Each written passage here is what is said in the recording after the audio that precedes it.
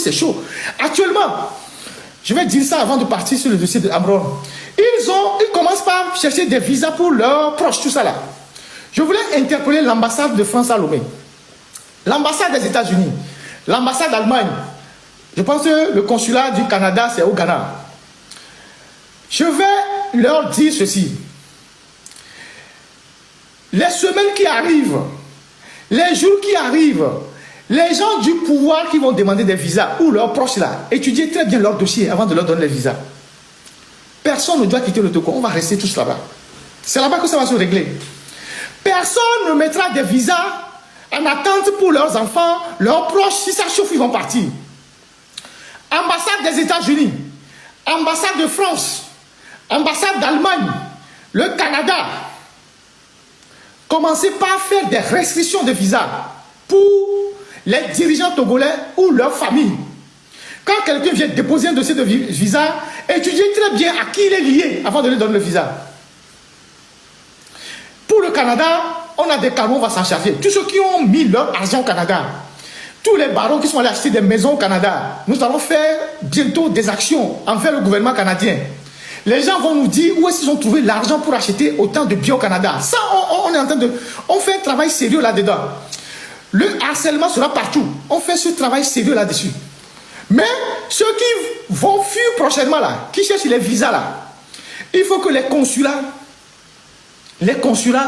aux États-Unis, en France, je sais qu'ils sont très rigoureux maintenant. Il y a même un baron à qui on a refusé le visa la dernière fois qui était très furieux. Et donc, il faut commencer par restreindre les visas à ces gens-là et leurs familles. Personne ne va fuir le Togo. La manière dont vous avez géré le Togo, on va rester ensemble pour faire les comptes. Donc, j'interpelle les consulats qui sont à Lomé par rapport au visa. Maintenant, et pour finir, la prochaine... Aujourd'hui, le peuple togolais, sa cause est entendue de partout. Nos frères sont en train de se réveiller. Partout, les langues se délient. Les gens font des vidéos du sud au nord. Les gens sont fatigués. Le peuple ne s'est jamais autant mobilisé. Mais ce n'est pas encore suffisant. Il faut qu'on continue la sensibilisation. Il faut qu'on continue la mobilisation. Il faut qu'on continue de préparer les gens à cette ultime bataille. Parce qu'il y aura une ultime bataille entre la minorité et la majorité. C'est la dernière bataille. Entre la minorité et la majorité. C'est pour cela que j'interpelle les militaires. Quand ce moment va arriver là, que les militaires choisissent leur camp. C'est pour ça que j'interpelle les pasteurs. Quand ce moment va arriver là, il faut qu'ils choisissent leur camp. C'est pour ça que je vais interpeller les avocats. C'est pour ça que j'ai interpellé les francs-maçons.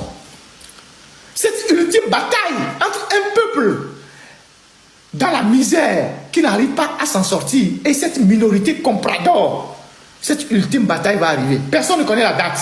Mais les conditions sont en train de se réunir pour que cette bataille ait lieu. Les indicateurs sont là. Les gens en ont marre. Donc, il faut qu'on reste mobilisé. Que chacun fasse ce qu'il peut faire dans son domaine. Si tu es journaliste, tous les réseaux que tu peux mobiliser, il faut les mobiliser. Si tu es artiste, tous les réseaux que tu peux mobiliser, tu les mobilises. Si tu es activiste, tous les réseaux que tu peux mobiliser, tu les mobilises. Si tu es... les gens qui sont sur les réseaux sociaux, comment on les appelle, blogueurs, tout ça, tous les réseaux que vous pouvez mobiliser, vous les mobilisez. Il faut que chacun fasse quelque chose là où il se trouve pour qu'on en finisse avec cette histoire-là. Fort, comme l'avait dit l'ancien ministre François Bokor, c'est un enfant gâté. C'est un enfant gâté. Et un enfant gâté ne peut pas prendre en otage votre vie pendant plus de 30 ans. Il a déjà fait 20 ans, ça suffit comme ça. Il a déjà fait 20 ans, ça suffit comme ça.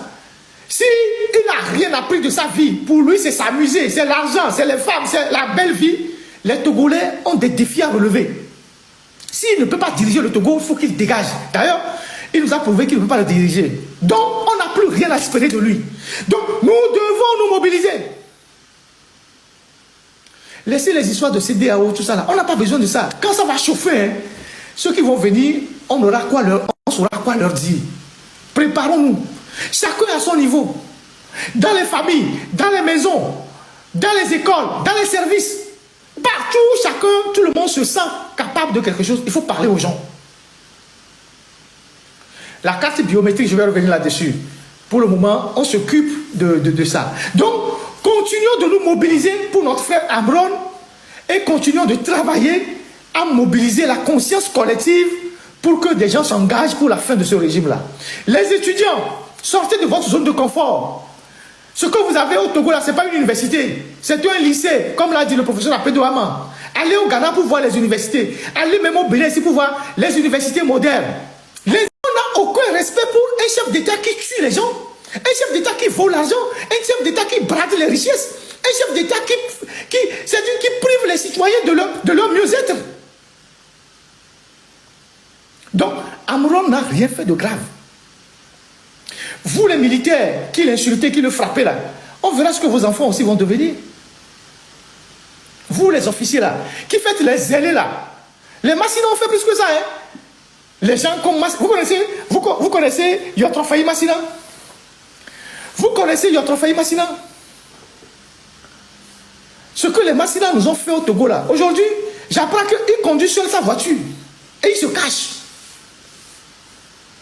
Massina, il conduit sa voiture seul et il se cache.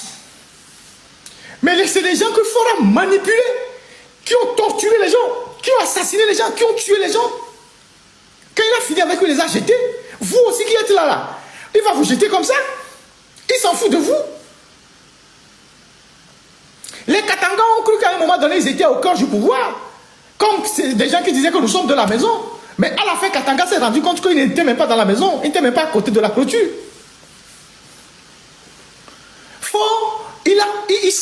Il a une longueur d'avance sur tout le monde. Il sait qui manipuler. Il sait comment il manipule les gens. S'il a besoin de toi, il va te jeter les fleurs. Il va te faire croire que non, tu es important pour lui. Dès qu'il finit de te utiliser, il te jette. Même téléphone là, audience même tu n'auras pas. Les gens qui ont été les plus durs du régime là, vous les voyez encore? Soli Toki, qui le voit encore? Soli Toki, tout puissant Soli Toki. Vous l'avez même vu dans le Sénat? Vous l'avez même vu dans le Sénat? Vous avez même vu Soli Toki dans le Sénat?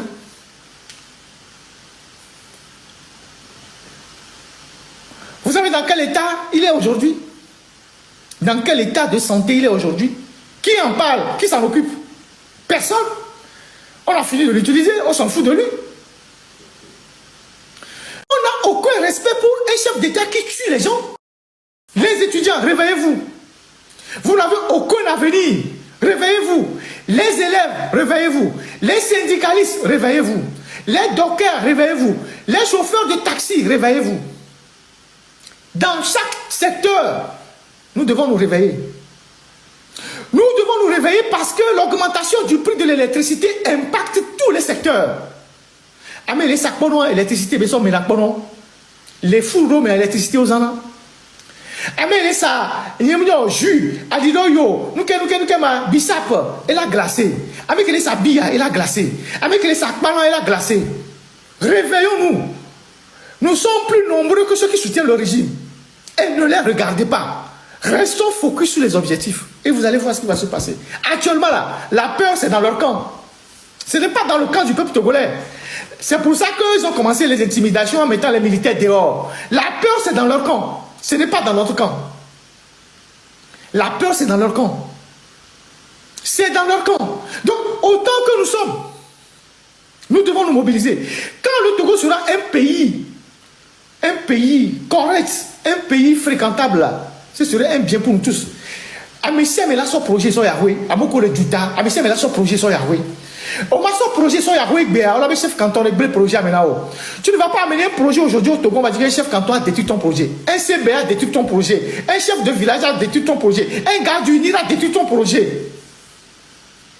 Et bien, il est possible ni là où le Togo. Je connais plein de compatriotes qui ont des lits d'hôpitaux, qui ont des matelas, qui ont des instruments qui veulent acheminer au Togo. Ils arrivent à Lomé. Une fois, on a bloqué par la droite. 2 fois, on a bloqué. Aujourd'hui, il n'en faut pas. Et pourtant, dans les villages là, il n'y a pas de lit dans les centres de santé. Il n'y a rien dans les centres de santé. Mais on vote, Gabon, tu conduis, on a son garçon, nous. Le Togo, nous allons le changer en moins de 3 ans. Et c'est la diaspora qui va changer le Togo. Parce que la diaspora a les moyens de changer le Togo. Pas les individus, pas les gens individuellement, mais pas leur réseau, pas leurs relations. Chacun va apporter quelque chose pour changer quelque chose dans ce pays-là. Donc, organisons-nous. Là où Faure Gnassingbé a fini, a pillé le Togo, ça suffit comme ça, il faut qu'il s'en aille. S'il veut ramasser toutes ces femmes pour aller créer un village, il n'a qu'à les créer là où il est. Il peut ramasser tous ces femmes-là, toutes les femmes que vous voyez, il peut les ramasser et partir avec eux. On lui donne les billets gratuits. C'est un billet simple, sans retour. Ils peuvent aller vivre là où ils veulent. Mais ils n'ont qu'à libérer le pays. Les gens en ont marre. Les gens en ont marre. Donc, à mes amis, ne soyez de Kouidjibé, ça ne va pas être facile. Eux, ils comptent sur l'armée. C'est la seule chose qui leur reste. Hein. Je vous dis aujourd'hui, la seule chose qui reste à fond aujourd'hui, c'est l'armée. C'est pour ça que nous devons parler aux militaires. Pas toute l'armée d'ailleurs, mais une minorité dans l'armée. La seule chose qui reste aujourd'hui à Faure Gnassingbé, c'est cette minorité de l'armée là. Certains officiers zélés, plus que quelques miliciens là. C'est ça seul qui lui reste. Il a perdu la confiance de tout. Même la communauté régionale, la communauté internationale, si quelque chose chauffe aujourd'hui au Togo, personne ne viendra au secours de Faure. Soyez certains. Si ça chauffe aujourd'hui au Togo là, ce qui s'est passé il y a des années, là, personne ne viendra au secours de Faure. Personne. Il le sait. Donc, autant qu'on y aille. Donc, la minorité qui est prête à tuer pour lui là, c'est eux que nous sommes en train de mettre en garde. Vous les militaires, vous avez intérêt à choisir le camp du peuple.